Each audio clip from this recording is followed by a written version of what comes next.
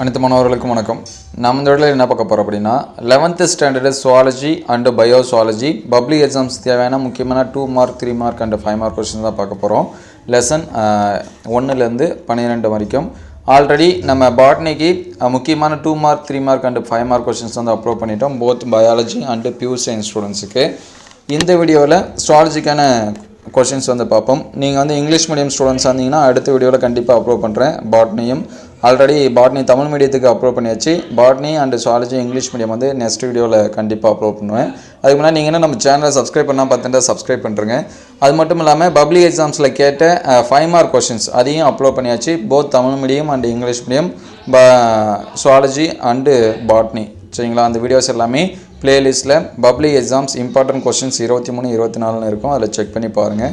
அல்லது முடிஞ்சால் டிஸ்கிரிப்ஷனில் கீழே லிங்க்கில் தரேன். இந்த வீடியோவில் ஒவ்வொரு லெசன்லையும் என்னென்ன 2 mark 3 mark and 5 mark questions இருக்குது அப்படின்னு சொல்லிட்டு பார்ப்போம். மினிமம் நீங்கள் இது எல்லாமே ஸ்கிப் பண்ணாமல் படிச்சிருங்க. இது எல்லாமே படிச்சுட்டிங்க அப்படின்னா கண்டிப்பாக எல்லா கொஸ்டின்ஸ்க்கும் நீங்கள் வந்து என்னது ஆன்சர்ஸ் பண்ணுற மாதிரி இருக்கும். மோஸ்ட் இம்பார்ட்டன்ட் கொஸ்டினாக தான் எடுத்திருக்கு. ஒரு லெசன்லையும் ஒரு 10 கொஸ்டின் 12 கொஸ்டின்ஸ் இந்த மாதிரி தான் எடுத்திருக்கு. ஃபஸ்ட் லெசனில் பார்ப்போம், உயிரி உலகம். நீங்கள் போத் பியூர் சயின்ஸாக இருந்தாலும் சரி, பயாலஜி ஸ்டூடெண்ட்ஸாக இருந்தாலும் சரி, ரெண்டுமே நோட் பண்ணி வச்சுங்க. 2 ஸ்டூடெண்ட்ஸாக இருந்தாலும் சரி, எல்லாத்துக்குமே காமன் தான் எல்லா டாப்பிக்கும் ப்ளஸ் வந்து கொஷின்ஸும். அதுக்கு முன்னாடி நம்ம சேனலில் ஒரு லைக் பண்ணலாம் பார்த்துருந்தா லைக் பண்ணுங்கள். ஏன்னா நிறையா ஸ்டூடெண்ட்ஸ் வந்து லைக் பண்ணாமலே பார்க்குறீங்க. நீங்கள் லைக் பண்ணிவிட்டு பார்த்தா தான் அடுத்தடுத்த வீடியோ நம்ம அப்லோட் பண்ணுறது கொஞ்சம் மோட்டிவேஷனாக இருக்கும். ஏன்னா ஒரு 10 பேர் 12 பேர் கூட நம்ம சேனல் லைக் பண்ணுறதில்ல. அதனால் ஒரு லைக் பண்ணிவிட்டு பாருங்கள். இல்லை ஃபஸ்ட்டு 2 மார்க்ஸ் என்ன இருக்குதுன்னு சொல்லிட்டு பார்ப்போம். பைந்தரும் பாக்டீரியாவை நோயுரிக்கி பாக்டீரியாவை வேறுபடுத்துக. கோவேறு கழுதை ஏன் மல்ட்டுத்தன்மை உடையதாக உள்ளது? பல்லுயிர் தன்மைனா என்ன? எஸ்ட்ரீம் ஆஃப் ஃபைல்ஸ் இதெல்லாம் நிறைய டைம் கொஸ்டினில் கேட்டிருக்காங்க.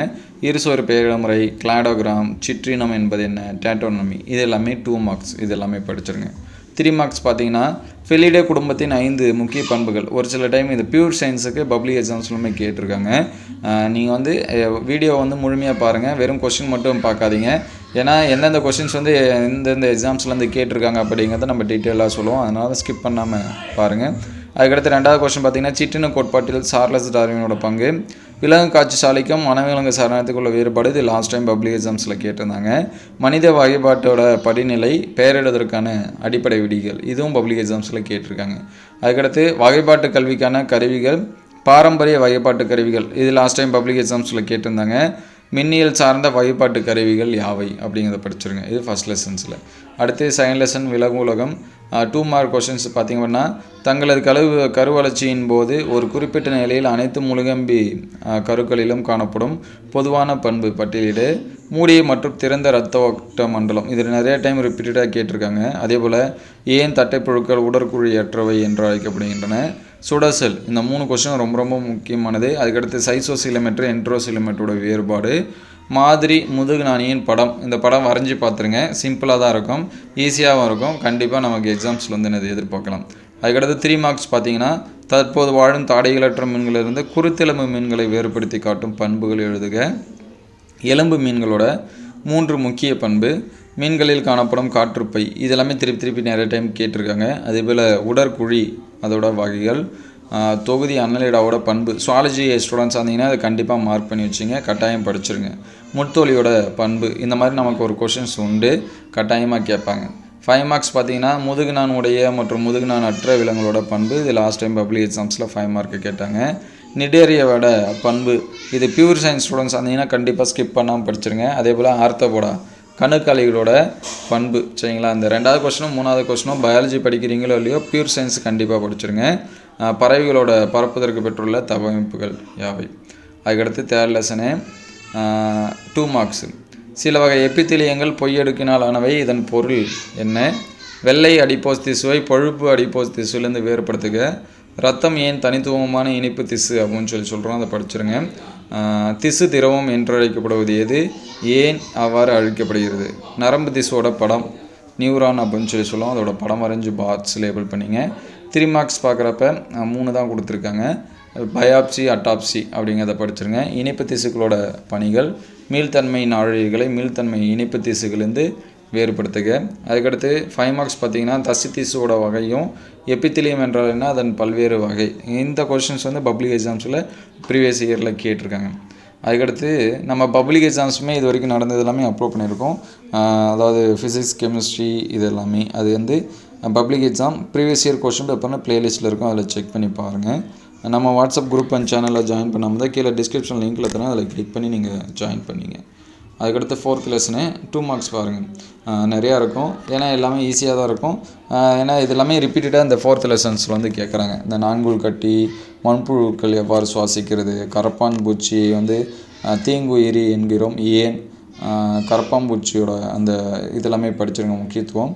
அதுக்கடுத்து மண்புழுவோட பெரிஸ்டோமியம், ப்ரோஸ்டோமியம் ரொம்ப ரொம்ப முக்கியமானது படிச்சிருங்க. அது பிறகு பெர்க்கம், ஸ்டெர்னம் இதெல்லாம் என்ன, மண்புழுக்கள் ஏன் உழவனின் நண்பன் சொல்கிறோம், இது ஈஸியாக தான் இருக்கும். ஏன்னா தாவரங்களுக்கு தேவையான நைட்ரஜன் இதெல்லாமே நிலைநிறுத்தி அதை தான் வந்து இது கொடுக்குது. எபிடெமிக், எண்டோஜோயிக், சரிங்களா, சாரி அது எபிசோயிக்னு வரணும், அது வந்து ஸ்பெல்லிங் மிஸ்டேக் ஆச்சு, வேறுபடுத்துக.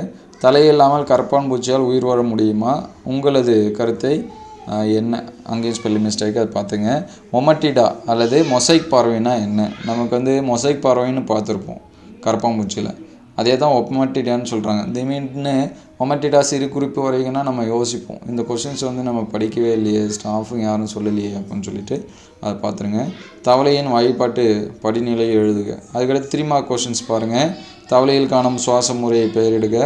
தவளை இரத்தத்தின் பகுதி பொருட்கள் யாவை, ஆண் மற்றும் பெண் கரப்பாம்பூச்சியின் வேறுபாடுகள், ஆண் தவளை பெண் தவளை எவ்வாறு வேறுபடுத்துவாய், தவளையோட செரிமான மண்டலம். கண்டிப்பாக தவளையை பற்றி ஒரு கொஷின் கேட்டிருக்காங்க, ஒன்று தவளை இல்லைனா கரப்பாம்பூச்சி, இது ரெண்டுத்தையும் பற்றி ரிப்பீட்டடாக கொஷின்ஸ் வந்து இருக்குது, அதனால் அதெல்லாமே படிச்சிருங்க.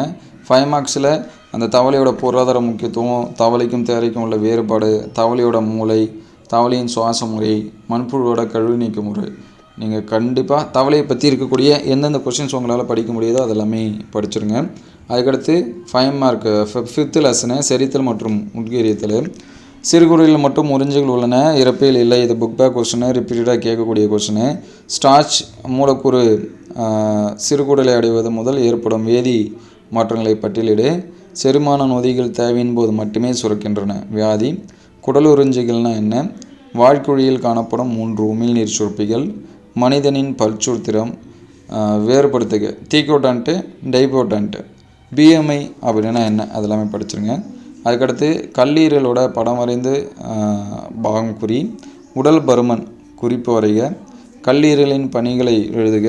அப்படி இல்லை அப்படின்னா கல்லீரல் பித்த நீரை சுரப்பது மட்டுமின்றி மேலும் பல பணிகளை செய்கின்றன, அதை சொல்லுங்கள் அப்படின்னு சொல்லி கூட கேட்கலாம். இறப்பையில் உணவு செரித்தலை விவரி. புரத குறைபாட்டு நோய்கள் சிலவற்றை எழுதுக. உடல் பருமன் ஆல்ரெடி ரிப்பீட் ஆகிருக்கு இந்த கொஷின்ஸு. 5 மார்க்ஸில் பாருங்கள், 2 தான் கொடுத்துருக்கோம், ஒன்று சிறுகுடலில் உணவு செரித்தல், இன்னொன்று வாழ்குழியில் உணவு செரித்தல் எவ்வாறு நடைபெறுகிறது. அதுக்கடுத்து 6வது லெசன் பாருங்கள். இந்த 6வது லெசனில் புக் பேக்கில் ஃபஸ்ட்டாகவே இருக்கும் தட்டைப்புழு, மண்புழு, மீன், இறால், இதோட அந்த சுவாசிக்கோட உறுப்போட பெயர் கேட்டிருப்பாங்க. கடல் மட்டத்திற்கு மேல் அதிக உயரத்தில் போகும்போது நீண்ட நாள் வாழ ஒருவரின் உடல் எவ்வாறு சரி செய்யும், ஏன்னா மேலே போக நமக்கு ஆக்சிஜன் அந்த சுவாசித்தல் முறையே கொஞ்சம் மாறும்னு சொல்லுவாங்க, அதனால தான் புதுசாக போகிறவங்களுக்கெல்லாம் தலைச்சுற்றல், வாந்தி, மயக்கம்லாம் ஏற்படுது. நிமோனியா ஏன் ஒரு ஆபத்தான நோய், அந்த கொஸ்டின் படிச்சிருங்க. எந்த நிலையில் ஆக்சிஜன் கடத்தலில் சிக்கல் ஏற்படுகிறது, பயனற்ற இடம் அப்படின்னா என்ன, டெட் ஃபேஸ் அப்படின்னு சொல்லுவோம், அது படிச்சிருங்க. 3 மார்க்ஸ் பார்த்தீங்கன்னா சுவாச நெருமிகள் குறிப்பு, அப்படின்னா ஹீமோக்ளோபின் இல்லைனா மெட் ஹீமோக்ளோபின், சரிங்களா. சுவாச நெருமிகள்னு கேட்கலாம், ஹீமோக்ளோபின் எழுதுங்கன்னு கேட்கலாம். இந்த மெட் ஹீமோக்ளோபின்னு நிறைய டைம் கேட்டிருக்காங்க. அதுக்கடுத்து சுவாச மண்டல கோளாறுகள் சிலவற்றை பட்டியலிடு. நிமோனியா எதனால் ஏற்படுகிறது, உட்சுவாசம்னா என்ன, வெளிச்சுவாசம்னா என்ன. 5 மார்க்ஸ் பார்த்தீங்கன்னா ஆக்சிஜன் கடத்துதலில் உள்ள சிக்கல்கள், புகைப்படிப்பதால் ஏற்படும் தீய விளைவுகள். அதுக்கடுத்து 7th லெசனில் பார்ப்போம். தமனி சிறை வேறுபாடு 2 மார்க்ஸ் இது எல்லாமே. மிட்ரல் வாழ்வு, அரைச்சந்திர வாழ்வு வேறுபாடு. வலது வென்ட்ரிக்கல் சுவர் இடது வென்ட்ரிக்கல் சுவரோட விட மெல்லிது ஏன். இதய ஒலிகள்னால் என்ன, அது எப்படி உருவாகிறது. பிளாஸ்மா குறிப்பு வழங்க. இரத்த சிவப்பணுக்களில் கல்லறை அல்லது இடுகாடு அப்படின்னு என்ன சொல்கிறோம். இதய துடிப்பு என்பது என்ன, அல்லது டிஸ்டோல் டயஸ்டோல் என்பது என்ன. ஸ்டெத்தஸ்கோப்னா இல்லை, ஸ்டெத்தஸ்கோப்போட பயன்கள், இந்த கொஷின்ஸ் எல்லாமே படிச்சுருங்க. இசிஜி அப்படின்னா என்ன, ஆஞ்சியோகிராம் அப்படின்னா என்ன, அதெல்லாமே படிச்சுருங்க. அதுக்கடுத்து 3 மார்க்ஸ் பார்த்திங்கன்னா திறந்த வகை சுற்றோட்டம், மூடி வகை சுற்றோட்டம் வேறுபாடு. நிணநீர் என்றால் என்ன, அதோட பயன், இரத்தத்தின் ஆக்கக்கூறுகள். அதுக்கடுத்து 5 மார்க்ஸு இரத்த வெண்ணெய்களின் வகை குறித்து கட்டுரை வரைக. இதய துடிப்பு தோன்றல் மற்றும் கட்டுப்படுத்துதல் நடைபெறும் முறை. இதய நுரையீரல் உயிர்ப்பித்தல் முறை CPR அப்படின்னு சொல்லுவோம். அது சுற்றோட்டத்தின் கோளாறுகள் ஏதேனும் 3. இதுதான் 7th லெசன். அதுக்கடுத்து 8th லெசனில் பார்த்திங்க அப்படின்னா இந்த புரோட்டோநெப்ரிடியா மெட்டாநெப்ரிடியா இதெல்லாமே நிறைய டைம் கேட்டிருக்காங்க. குழல்களில் சுரத்தல் என்றால் என்ன? சிறுநீரக பணிகளை நெறிப்படுத்தும் 3 ஹார்மோன். சிறுநீர் பெருக்கெதிர் ஹார்மோனின் பணி. ஊடுகலப்பு ஒத்தமைவான்கள் அல்லது ஊடுகலப்பு ஒழுங்கமைவான்கள் வேறுபாடு. அதுக்கடுத்து யூரிகலைன் ஸ்டீனோகலைனோட வேறுபாடு. நெஃப்ரானோட குறிப்பு. ஆர்னித்தின் சுழற்சி என்ன? அக்வாஃபோரின் என்ன? இது எல்லாமே சிம்பிளாக கேட்டுருவாங்க. ஆர்னித்தின் சுழற்சி, அக்வாஃபோரின், இந்த மாதிரி சிம்பிளிஃபை பண்ண கொஷின்ஸு அதெல்லாமே நம்ம புதுசாக பார்க்குற மாதிரி இருக்குது. அதனால் அதெல்லாமே படிச்சிருங்க. 3 மார்க்ஸ் பார்த்திங்கன்னா மனித உடலில் சிறுநீர் எவ்வாறு உருவாகிறது?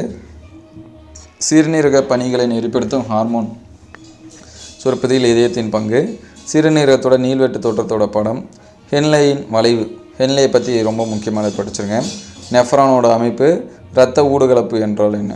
அதுக்கடுத்து 9th லெசனில் பார்ப்போம். 2 மார்க்ஸு. பல்வகை இயக்கங்களின் பெயர். சம இழுப்பு இயக்கம், அதாவது ஐசோடானிக் சுருக்கம்னா எப்படி நடக்குது. சமநீள சுருக்கம், அதாவது ஐசோமெட்ரிக் சுருக்கம் அப்படின்னா என்ன, அதை படிச்சிருங்க. கபால எலும்புகளோட பெயர், இது எக்ஸாம்ஸ்லாமே நிறைய கேட்டிருக்காங்க. ஏன் மருத்துவம், அதாவது ஃபிசியோதெரப்பி அப்படின்னா என்னென்னு படிச்சிருங்க. டெட்டனி அப்படின்னா என்னென்னு படிச்சிருங்க. மண்டையோடு குறிப்பு வரைக, பிரெயின் பாக்ஸ் அப்படின்னு சொல்லுவோம். மூட்டுகள்னால் என்ன, அதெல்லாமே படிச்சிருங்க. அதுக்கடுத்து 3 மார்க்ஸ் பார்த்திங்கன்னா மார்பு குட்டை உருவாக்கும் விலா எலும்புகளோட வகை. இடுப்பு வளையத்தில் உள்ள எலும்பு அல்லது இடுப்பு வளையம் பற்றி குறிப்பு எழுதுன்னு கேட்கலாம். தசை மண்டலத்தில் உள்ள கோளாறுகள். தொடர் உயிர்பயிற்சி செய்வதோட நன்மை. ஃபிசியோதெரப்பி ரிப்பீட் ஆகிருக்கு, 6வது கொஸ்டின்லாம் ரிப்பீட் ஆகிருக்கு. சட்ட மண்டலத்தின் பணிகள் பப்ளிக் எக்ஸாம்ஸ்லுமே கேட்டிருக்காங்க. 5 மார்க் பாருங்கள். தசை சுருக்கத்திற்கான சறுக்கு இழை கோட்பாடு. பல்வேறு எலும்பு முறிவுகள். எலும்பு முறிவு ஏற்படும் விதம். எலும்பு முறிவு குணமாதல் பற்றி விவரி. நீண்டமைந்த மாதிரி எலும்பின் அமைப்பு. உயிரினங்கள் காணப்படும் இயக்கம்.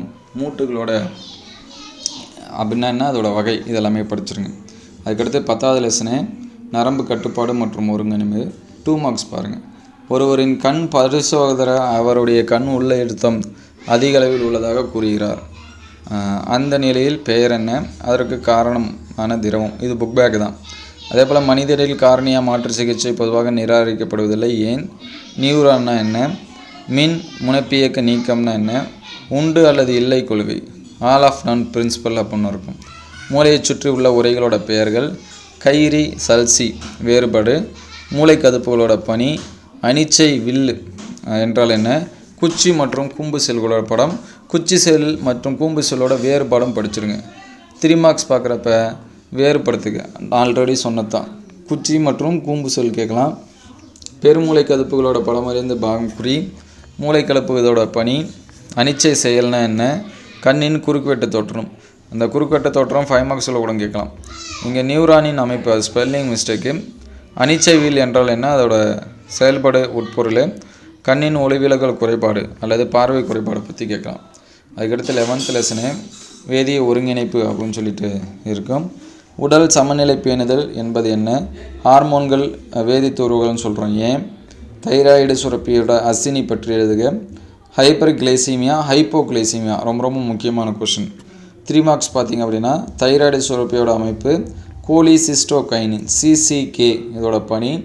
அட்ரினலின் ஹார்மோனோட பணி. 3F ஹார்மோன்னா என்ன? குறிப்பு எழுதுக. டெட்டனி. தைம சுரப்பியோட படம். 5 மார்க்ஸ் பார்த்திங்கன்னா தைராக்சின் அல்லது tetra iodo thyroxine T4 hormone சொல்லுவோம், அதோட பணி. ஹார்மோன் செயல்படும் விதம். ஹார்மோனோட பணி. நாளமில்லா சுரப்பிகளின் குறை மற்றும் மிகச் செயல்பாடு. அதுக்கடுத்து இந்த 12வது லெசன் அடிப்படை மருத்துவ கருவிகள் மற்றும் தொழில்நுட்பங்கள். பியூர் சயின்ஸ் ஸ்டூடெண்ட்ஸ் மட்டும் தான் இருக்கும், பயாலஜி ஸ்டூடெண்ட்ஸ்க்கு இருக்காது. அதனால் பியூர் சயின்ஸ் ஸ்டூடெண்ட்ஸ் மட்டும் இந்த கொஷின்ஸை படிங்க, பயாலஜி ஸ்டூடெண்ட்ஸு வேணாம். ஒரு பேஸ் மேக்கர் என்றால் என்ன? டெஸ்டோஸ்கோப்போட பணி. அல்ட்ராசோனோகிராம் மருத்துவ முக்கியத்துவம். வெள்ளை மேல்சட்டை விளைவு, இதெல்லாம் பப்ளிக் எக்ஸாம்ஸ்லாம் கேட்டிருக்காங்க. ப்ராடிகார்டியா, டெக்கார்டியா இது எல்லாமே. 3 மார்க்ஸ் பார்த்தீங்கன்னா மற்ற நிழலுறவு கருவிகளை விட CT விதம் மேம்படுகிறது. PET ஸ்கேனிங் மருத்துவம். எக்ஸ் கதிர்கள் என்றால் என்ன? அதோட முக்கியத்துவம். 5 மார்க்ஸ் பார்த்தீங்கன்னா MRI செயல்படும் விதம். CT ஸ்கேனின் மருத்துவ முக்கியத்துவம்.